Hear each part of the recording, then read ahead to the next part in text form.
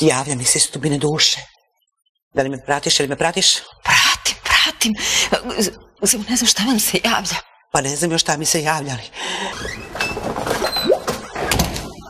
Ne, Vigo me, gde si pošlo srce moje? Šta vi u stvari očekujete da čujete od Vidovite ruže? Stao mi mozak. Ja ovde dolazim svaki dan, znate, to je meni duhovna hrana. A televizija došla, pa bez mene, šta je tebi? Ma sad ću to vidim, bre, ko je ovde gazda? Majko ti tvoju, bre! Sad ću da... Napolje, bre, mi strata! Mašta!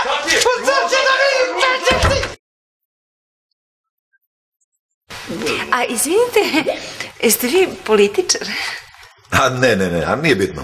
Plauše uvek imaju prijedno vidljivu inteligenciju. Nisu moji klijenti ovce. Šta radite to, ljubav?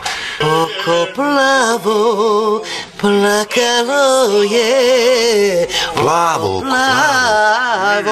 Oko plavo. Ne treba me, Majlija, ne, dobro je meni, vama nije dobro. Jao, kad ti kupim magičnu krpu, ima ti doteran visoki sjaj.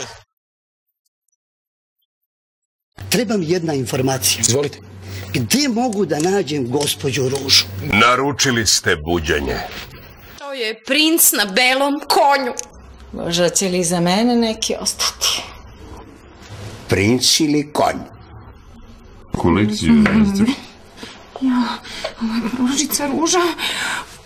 Od nje ništa ne može da se sakrije. Čekaj, šta? I šta je onda bilo? I ona sad umire.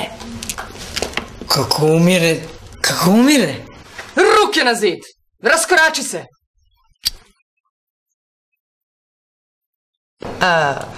Gospođice Jelena, kako je? Nisam više zaljubljena žena, nisam više tvoja svetica.